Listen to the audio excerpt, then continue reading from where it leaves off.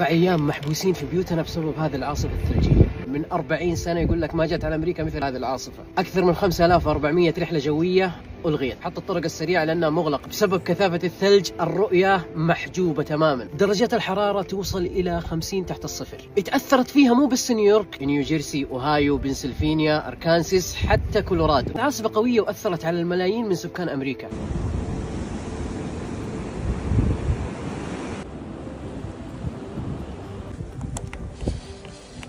المفتاح ما يدخل، طبعا في مويه في الداخل هنا متجمده.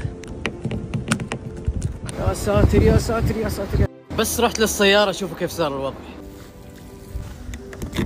ايوه يا رب لك الحمد. الباب نفسه الان متجمد، طبعا متجمد من هنا ومن تحت، بينكسر كذا نفسه. يلا بسم الله. شوفوا وصلت للمحطه.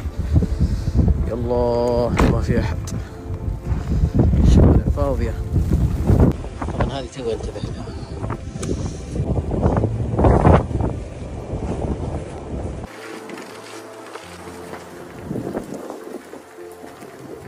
هذه سيدة عجوز كبيرة بالسن، ألقت سيارتها بالثلج فقررنا نساعدها، لكن للأسف ما قدرنا.